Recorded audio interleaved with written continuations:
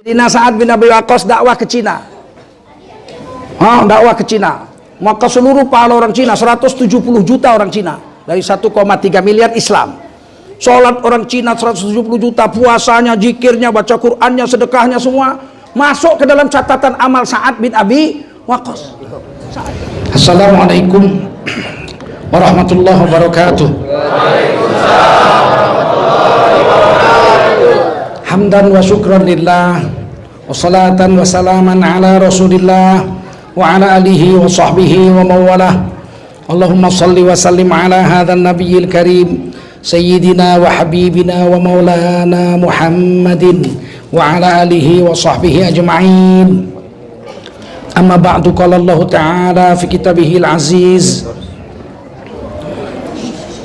a'udzu billahi minasy syaithanir rajim. Bismillahirrahmanirrahim. Ya ayyuhalladzina amanu taqullaha wa qulu qawlan sadida yuslih lakum a'malakum wa yaghfir lakum dhunubakum wa man yuti'illaha wa rasulahu faqad faza fawzan 'azima. Qala Rasulullah sallallahu alaihi wasallam, man kharaja fi talabil ilmi fahuwa fi sabilillahi hatta yarji. Baginda Rasul bersabda, siapa keluar dari rumahnya atau keluar dari tempatnya untuk mendapatkan ilmu, maka orang itu adalah orang yang berjihad fi sabilillah sampai dia kembali ke tempatnya. Amin. Mudah-mudahan kita semua mendapatkan pahala jihad dari Allah Subhanahu wa taala. Amin. Sadaqallahul azim wa sadaqa rasuluhun nabiyul karim wa nahnu ala dzalika minasyahidin wasyakirin walhamdulillahi rabbil alamin. Para ulama, tuan-tuan guru, para ustadz yang berhadir yang dimuliakan Allah Subhanahu wa taala, para umarok, Bapak Camat yang hari ini sedang memperingati 40 hari wafatnya almarhumah Ketua Tim Penggerak PKK Kecamatan Tualang, Kabupaten Siak. Berdoa untuk mayit itu sunnah, kapan saja. Kapan saja.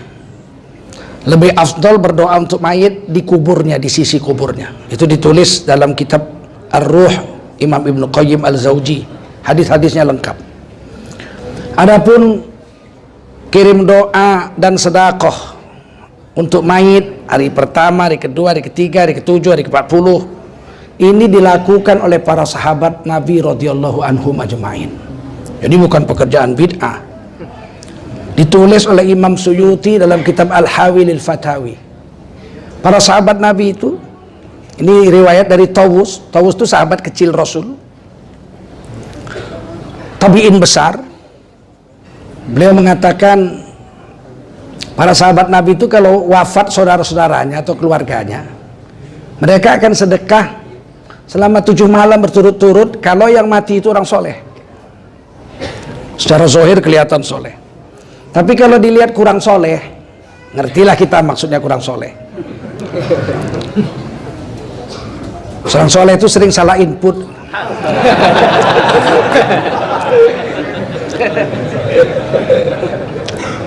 Suruh sholat subuh dia tidur, itu kan salah input itu. Suruh sholat zuhur dia makan siang, itu kan salah input. Sahabat-sahabat Nabi itu kalau yang wafat itu kurang soleh, mereka sedekah 40 hari untuk ahli keluarganya. Imam Suyuti yang tulis, dan hadisnya itu disahihkan oleh Imam Suyuti. Silakan dirujuk kitabnya Al-Hawilil Fatawi. Jadi kalau tak mau buat pun tidaklah wajib, tetapi Qur'annya ada. Wasari'u ila maghfiratin min rabbikum wa jannatin 'arduhas samawati wal ard u'iddat lil muttaqin. Rebutlah tempat pertama untuk mendapatkan surga dan keampunan dari Tuhanmu, yang mana surga itu seluas seluruh langit ditambah seluruh bumi. U'iddat lil muttaqin, yang disediakan Allah, dijanjikan Allah hanya untuk orang bertakwa saja. Siapa orang bertakwa? Disambung ayatnya. Alladzina yunfiquna fis sarra'i wad dharra. Orang bertakwa adalah orang yang selalu berinfak ketika lapang dan ketika sempit, ketika senang dan ketika susah. Imam Qurtubi dalam kitab Fi Ahkamil Quran, ini kitab tafsirnya, ayat itu dijelaskan pada saat gembira itu lahir anak sedekah, ya enggak? Anak sunatan sedekah, anak hafal Quran, khatam Quran sedekah, anak kawin sedekah, ya, bikin kenduri walimah. Nah, anak dapat kerja sedekah, anak naik pangkat sedekah. Itu fisarro, waktu gembira.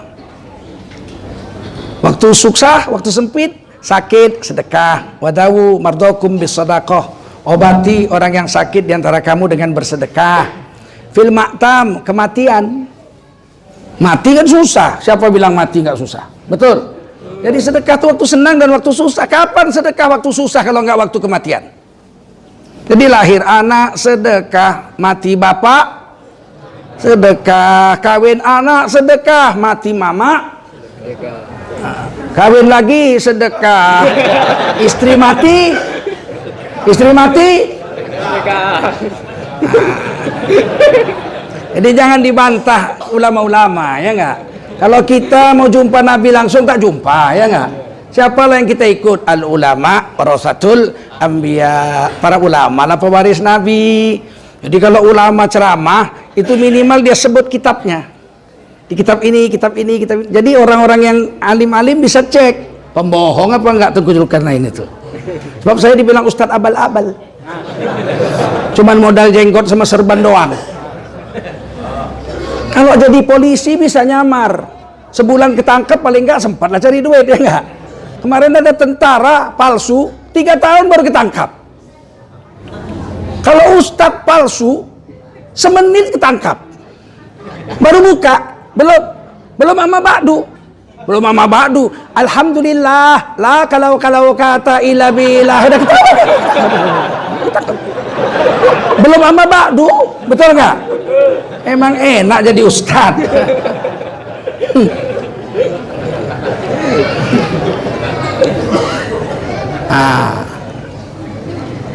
Semoga almarhumah Ibu Ketua PKK Kecamatan Tualang Kabupaten Siak disayangi oleh Allah. Ala hadhihi niyah wa ala kulli niyatin salihah wa ila hadratin nabiyina Muhammadin sallallahu alaihi wasallam. Al-Fatihah.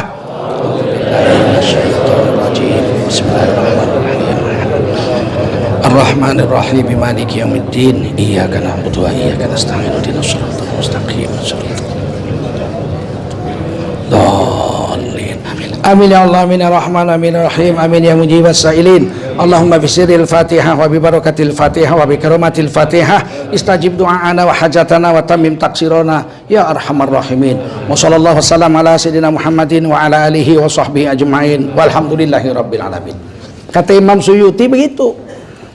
4 mazhab, Imam Hanafi, Imam Maliki, Imam Syafi'i, Imam Hambali sepakat mengatakan hadiah pahala untuk mayat sampai. Hadiah pahala untuk mayat itu hadisnya sahih Abu Dawud dan lain-lain. Tapi mazhab Syafi'i, khususnya mazhab yang saya anut, yang kita anut, mengatakan kalau sedekah duit, sedekah harta, barang itu langsung sampai. Tapi kalau sedekah Al-Fatihah atau ayat Quran mesti didorong pakai doa. Imam Syafi'i sendiri yang bilang itu. Kalau yang 3 lagi Al-Fatihah untuk si anu sampai aja dibaca. Ada Imam Syafi'i setelah baca Fatihah, ya Allah dengan keberkatan Fatihah terimalah hajat kami. Begitu, harus ada doa, bidu'a illa bidu'a, kecuali pakai doa. Maka saya tadi setelah Fatihah pakai doa karena saya bermadhab Imam Syafi'i. Paham? Bid'ahkah saya bermadhab Imam Syafi'i?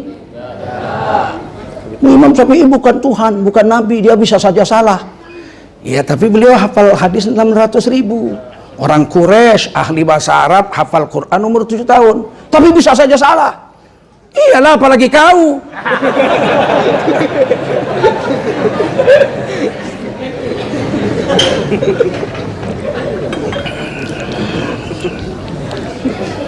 Pada Bapak Kapolsek baru ya. Ini Kapolsek hebat pula, udah datang bawa duit pula. Alhamdulillah. Ini Kapolsek begini yang perlu cepat naik pangkat jadi Kapolda ya. Banyak polisi soleh di Indonesia ini, banyak. Kadang-kadang kalau saya lewat gitu hujan lebat, ada mobil mogok, polisi yang dorong mobil itu ke pinggir, basah kuyup, Ustadz mana mau turun ikut dorong. Umat lah terus langsung demamnya. Jadi polisi ini banyak yang soleh, banyak, tapi yang jahat banyak juga. Mudah-mudahan yang jahat-jahat jadi baik, amin. Yang soleh-soleh tambah Nah, jadi Bapak Camat, Bapak Sekcam, Bapak Kepala Desa Perawang Utara Barat, Bapak RT, Bapak RW, Masya Allah hadir semua ini. Jajaran-jajaran Polsek juga saya lihat banyak sekali hadir. Oh Bapak Ibu-ibu, penuh masjid kita ini, padat. Mudah-mudahan kita semua diampuni oleh Allah SWT. Kalau kita duduk mengaji begini, begitu kita berdiri, malaikat menjerit di langit, Qumu maghfuran, berdirilah kamu, seluruh dosa kamu sudah diampuni. Masya Allah. Siapapun yang hadir sini, begitu berdiri, dosanya semua sudah diampuni. Kata malaikat, ya Allah, si Anu datang mengaji, nyender ke tiang, terus tidur. Apakah diampuni juga? Kata Allah, ampuni juga. Demi kemuliaan majelis taklim itu, ampuni juga yang tidur. Cuman dia rugi, tidak dapat ilmu. Tapi ampun dosa dia sama-sama dapat. Ilmu tak dapat. Istri nanya, dari mana bang pulang malam? Ngaji. Siapa ustadznya? Tengku Zulkarnain. Apa isi ceramahnya? Amma ba'du.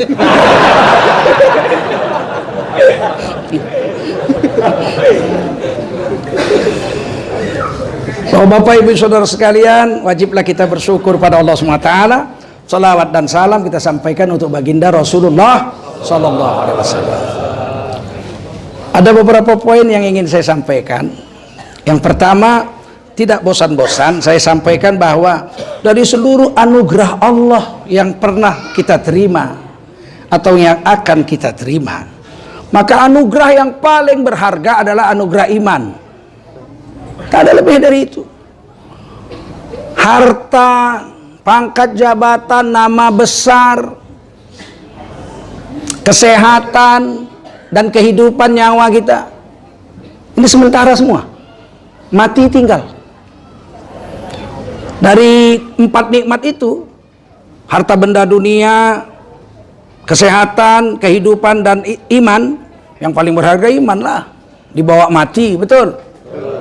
Kalau harta dunia yang dibawa mati hanya 3 lapis kain kafan. Setuju? 3 lapis kain kafan itu pun bukan duit kita membelinya, duit tetangga. Kalau tak dibeli tetangga, berdosa semua satu tetangga itu. Ya enggak? Kalian bungkus pakai daun pisang, berdosa kalian semua. Betul? Harta dunia yang dibawa cuma 3 lapis kain kafan, ceret aja dibawa pulang. Ceret, siramkan air mawar, ceret kuning. Habis dikubur kata istrinya, ceret tuh bawa balik. Ceret pun bawa balik. Ampun dah.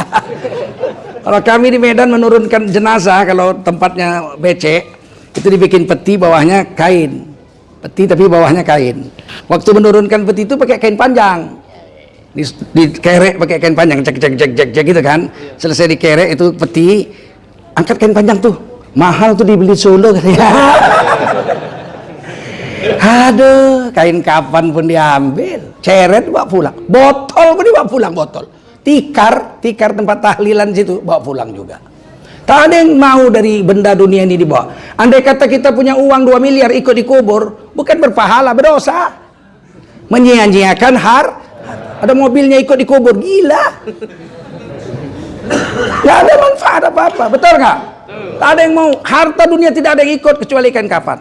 Istri kita yang katanya I love you baby, tak maunya ikut dikubur, betul? Ibu, kalau suami ibu mati, mau ibu ikut dikubur hidup-hidup? Jawab kuat, mau nggak? Apalagi kami. Maaflah berdua, ya nggak?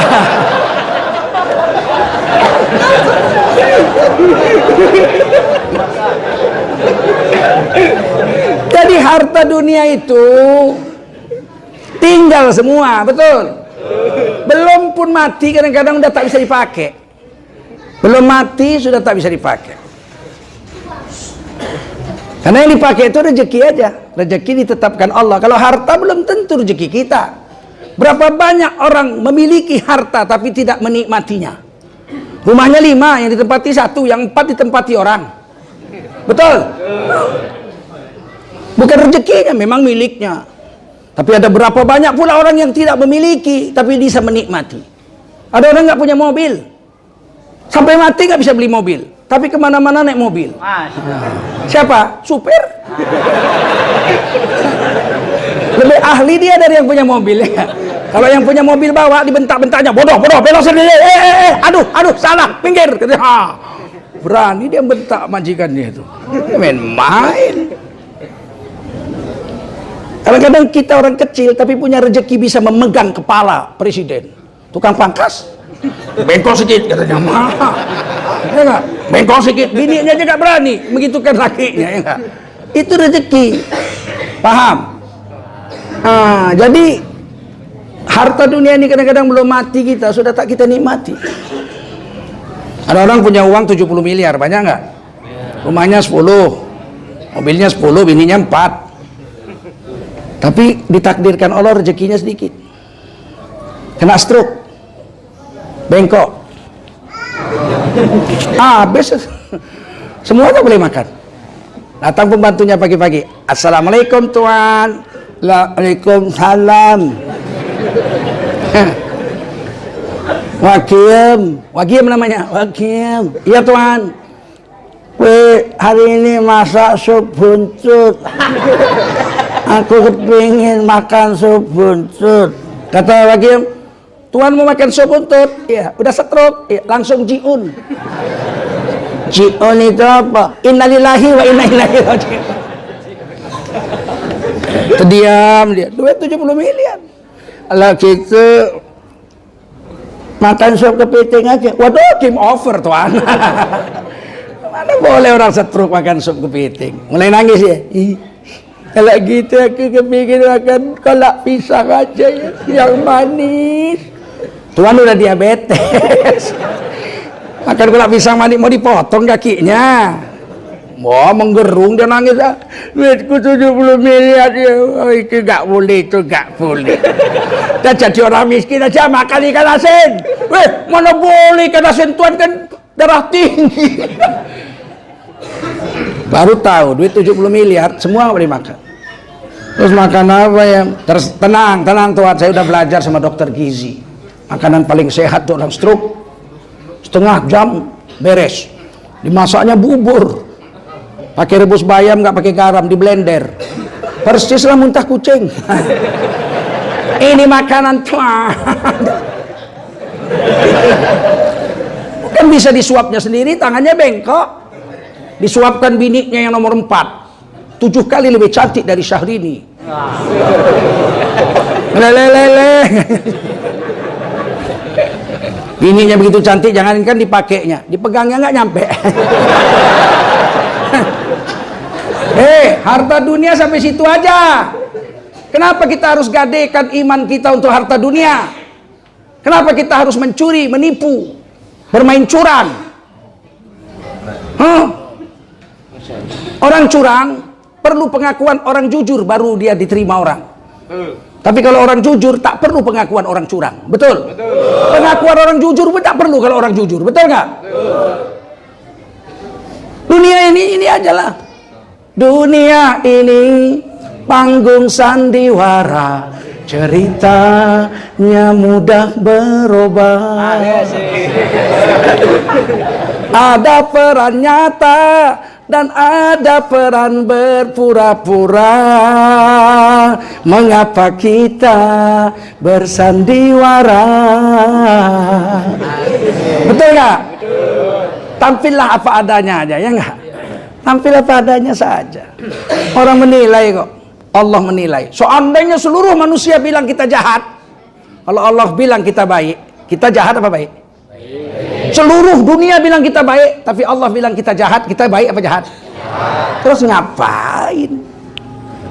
Ngapain kita terpengaruh dengan orang? Iya Pak, tapi kan kita makhluk sosial. Apa kata orang? Kan kita harus pikirkan apa kata orang. Tak ada.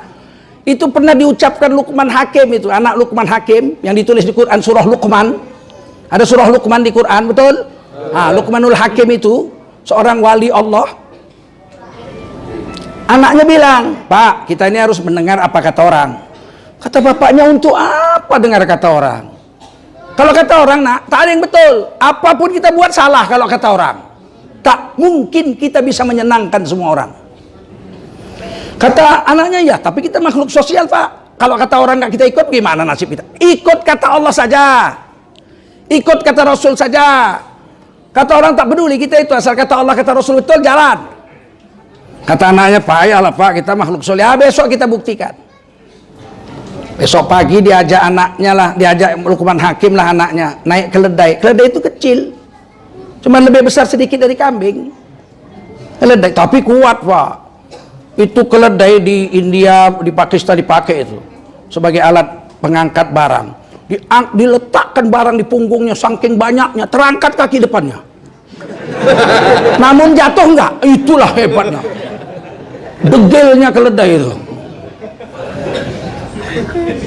Saya kan sering keluar negeri jalan-jalan. Jelek-jelek begini udah 35 negara. Kalau kata orang Medan sudah berserak-serak kencingku di mana-mana.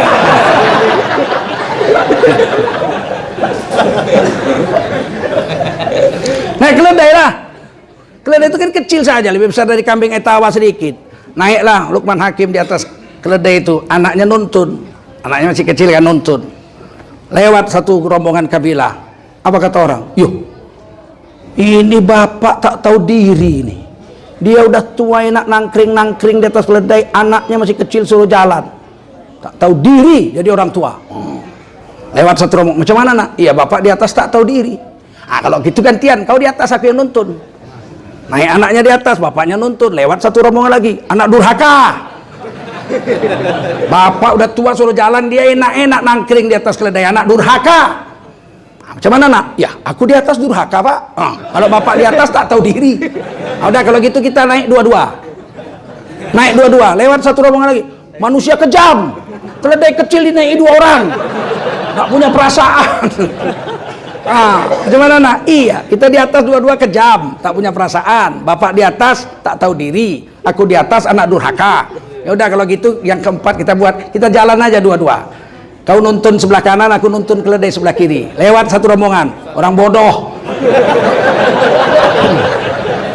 Keledai kok cuma dituntun, cuma dikasih makan, buang taiknya, dinaikin.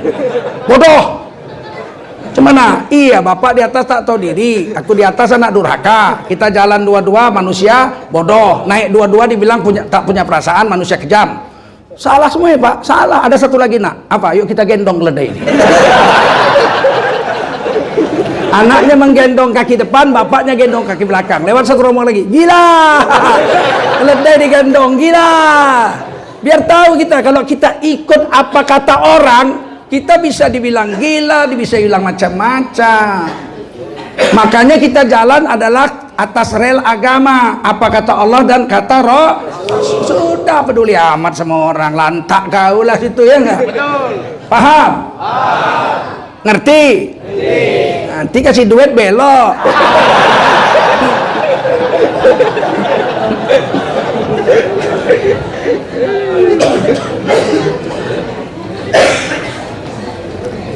Yang paling berharga itu iman, lebih berharga di harta. Harta benda ini dibandingkan dengan sehat aja kalah. Demi sehat orang mau buang harta. Betul nggak? Sesak napasnya. Bawa ke dokter, diketuk dokter tuh, tuk, dokter ini pun bodohnya. Sakit apa Pak? Udah jelas kapan bengek. Bengek. Sudah berapa hari? Nggak tahu ya dia. 3 hari. Oh ya saya periksa dulu Pak. Oh bapak penyumbatan jantung Pak. Penyumbatan jantung. Gimana? Ya harus dioperasi Pak supaya selamat. Di mana operasinya? Kalau nggak di Jakarta, Singapura atau di Melaka. Berapa biayanya Pak? Ya 1 kijang Innova lah. Mak jang Pak, 10 tahun aku jadi TKW Pak, jadi TKI untuk dapatkan kijang Innova. Sayang kali aku sama kijang gitu Pak. Ya terserah, sayang kijang pulang, tak usah berobat. Sehat, mati. Mati kalau tak berobat. Kalau gitu ya udahlah, biarlah saya jual mobil kijang saya, biarlah saya tak punya mobil, asal jantung saya sehat. Ternyata sehat lebih berharga dari harta. Percaya? Setuju? Setuju. Tanya ibu-ibu, ibu mau nggak dikasih duit 1 miliar malam ini?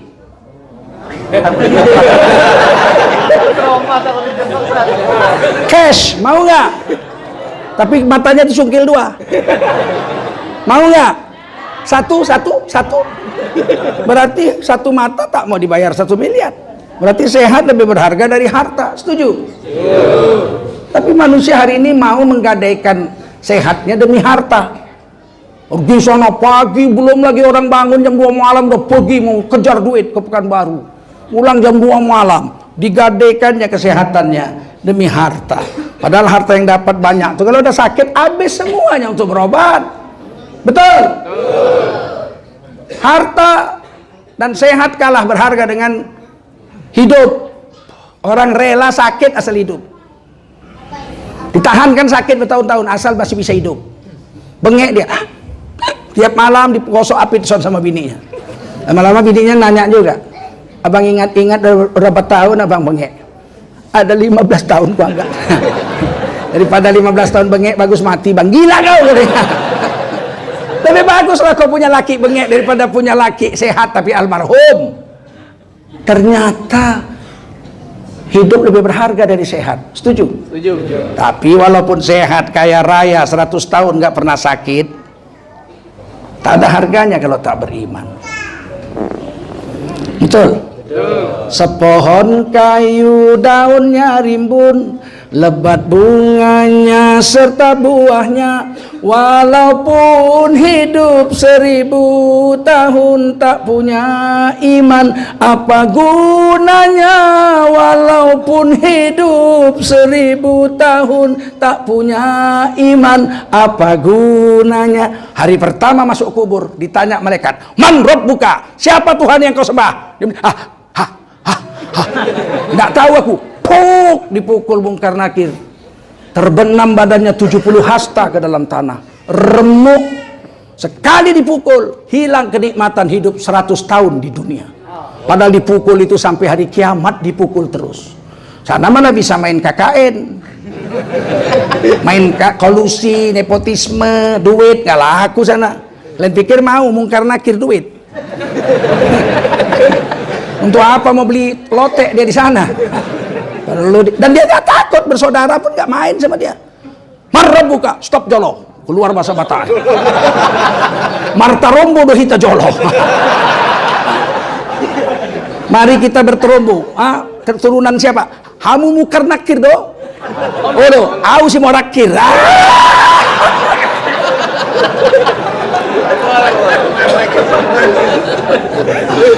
Halo. Kau pikir takut Mungkar Nakir sama si Morakir? Dan hebatnya di dalam kubur yang diperiksa pertama iman. Amal soleh tidak diperiksa di kubur. Sholat, puasa, zakat itu diperiksa setelah hari kiamat.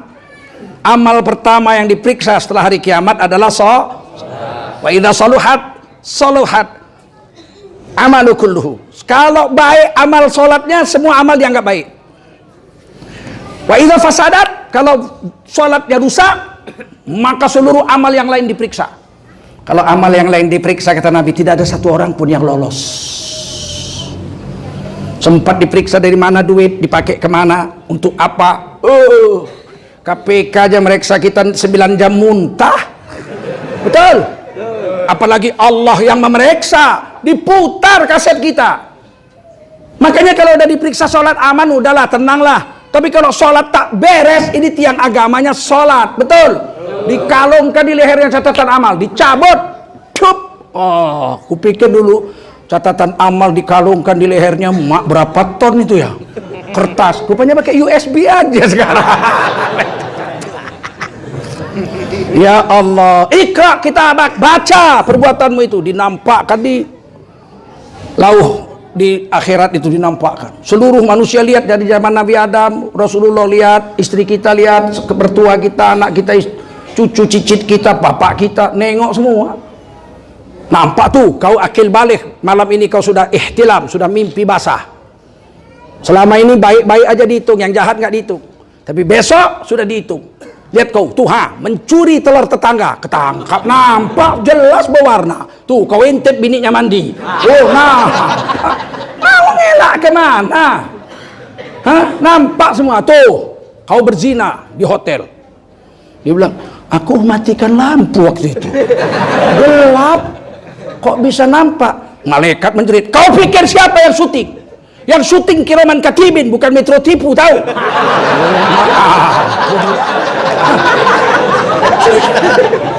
Mau apa? Pada saat itu malulah. Ketunduk, situ ada mertua kita, istri kita nengok, kata istri kita, ininya kerja kau ya. Kau kalau hari Minggu pergi ke Jakarta, hari Sabtu kau bilang turne. Rupanya turne itu turu kono turu kene. Kena kau ya. Mertua ada, bapak ibu kita ada. Begitulah kerja kau nak, oi, kata mak kita. Ada nabi situ, Allah lihat.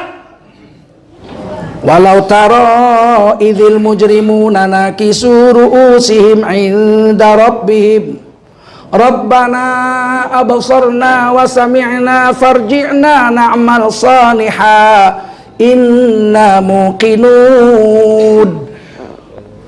Kalau kau lihat wajah orang-orang berdosa di hari kiamat, mereka akan menundukkan wajahnya setunduk-tunduknya, malu sama Allah, malu sama keluarganya, sehingga sampai wajahnya menyentuh tanah, sampai jalan pun pakai mukanya macam keong, nggak sanggup angkat muka.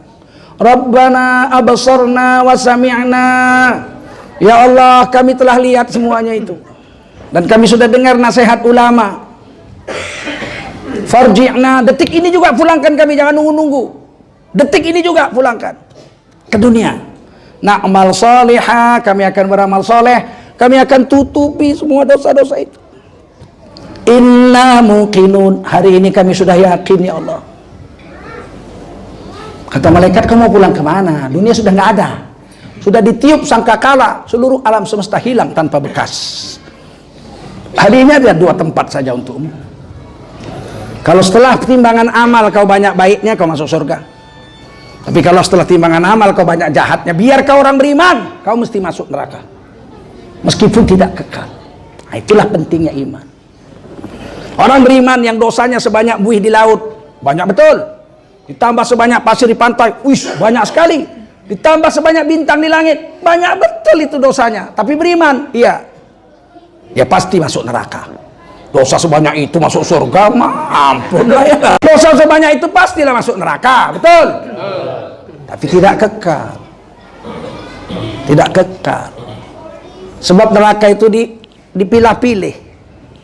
Sekian ini keluar, sekian gini, keluar, sekian lama, keluar, sekian lama, keluar. Satu hari nanti udah tinggal sedikit. Periksa lagi, ada orang yang hatinya nggak angus. Diperiksa sama malaikat, kenapa hatimu nggak angus? Saya orang beriman. Amalnya sebesar beras cuman. Sebesar beras. Mislul bur. Bahasa Arabnya sebesar beras. Keluarkan dari neraka. Terakhir separuh beras. Terakhir sekali ada satu orang, beberapa orang, seluruh tubuhnya angus, hatinya enggak. Kata malaikat, kau aneh juga hati kau enggak angus. Islam kau? Islam saya syahadat. Kapan kau syahadat? Waktu kawin.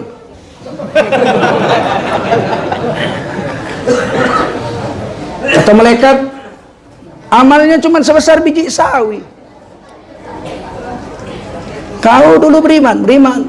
Pernah beramal? Adalah beramal. Sholat ya? Enggak, sholat enggak. Udah pasti enggak pernah sholat. Karena sholat itu, kata Nabi dalam hadis Sahih Muslim, rakaatul fajri khairul laka minad dunya wa ma fiha. 2 rakaat sholat sunat sebelum subuh lebih baik dari seluruh dunia dan isi-isinya. Sholat sunat 2 rakaat sebelum subuh lebih baik dari seluruh dunia dan isi-isinya. Kita hari ini akal kita berubah dengan materialistik. Ukurannya duit, bukan ukurannya akhirat. Nabi dan Allah mengingatkan kita, walal akhiratu khairul laka minal ula. Akhirat lebih baik dari dunia. Jangan dunia digadekan atau diukur dengan akhirat. Nggak imbang. Kalau ditanya kita sekarang, siapa orang paling kaya di dunia? Kita akan katakan Bill Gates yang punya Microsoft. Terus siapa lagi? Donald Trump, Presiden Amerika. Tapi kalau kita tanya Rasulullah, siapa orang paling kaya di dunia? Kata Nabi, orang Islam, orang beriman yang tadi subuh dia sholat 2 rakaat sebelum subuh. Dia dapat lebih besar dari seluruh dunia dan isinya. Donald Trump sama Donald Bebek miskin di sisi Allah Subhanahu wa taala. Paham? Itu sholat sunat sebelum subuh lebih baik dari seluruh dunia dan isinya. Sedangkan orang yang keluar dari neraka terakhir, amal sholatnya cuma sebesar biji sawi, berarti nggak pernah sholat. Sunat pun nggak. Kau nggak sholat hari raya? Hari raya aku jual balon katanya. Nggak, ampun lah ini orang. Kata Nabi, barang siapa mengucapkan subhanallah, subhanallah, tumbuh 1 pohon di surga yang besar batangnya dikelilingi kuda tercepat 70 tahun, dalam hadis lain 100 tahun, tidak selesai 1 putaran. Berapa besarnya pohon kayu di surga. Makanya pahala akhirat tidak bisa dibayar di dunia, nggak bisa diterima. Subhanallah, tumbuh 1 pohon kayu 70 tahun besar batangnya, ditanam di mana coba? Mau pulang katanya. Mikulnya bagaimana? Maka akhirat dibayar di akhir. Amal agama dibayar di akhir, karena dunia nggak sanggup menampungnya. Coba semua bilang subhanallah. Subhanallah. Semua dapat 1 pohon di surga. Amin. Saya dapat 1 hutan. Kan saya yang suruh. Ayo sekali lagi subhanallah. Subhanallah. Semua dapat 2 pohon di surga. Saya dapat 2 hutan. Itu enaknya orang dakwah. Orang dakwah disuruhnya orang-orang yang ikut semua pahalanya untuk dia. Enggak ngurangi pahala orang itu. Sayyidina Sa'ad bin Abi Waqqas dakwah ke Cina. Dakwah ke Cina. Maka seluruh pahala orang Cina, 170 juta orang Cina dari 1,3 miliar Islam. Sholat orang Cina 170 juta, puasanya, zikirnya, baca Qur'annya, sedekahnya semua masuk ke dalam catatan amal Sa'ad bin Abi Waqqas. Sa'ad pun heran di hari kiamat tuh, loh, kok banyak sekali pahala saya? Saya udah mati umur sekian tahun, kok pahalanya sampai ribuan tahun? Itu pahala orang Cina. Kau yang mengislamkan mereka, kau yang mendakwahkan mereka Islam, maka seluruh pahalanya untukmu. Kayaknya amal orang dakwah. Kata Sa'ad bin Waqqas, alhamdulillah ya Allah, terima kasih Allah, aku puji syukur pada Allah. Tiba-tiba Sa'ad bin Abi Waqqas itu seluruh pahalanya tambah pahala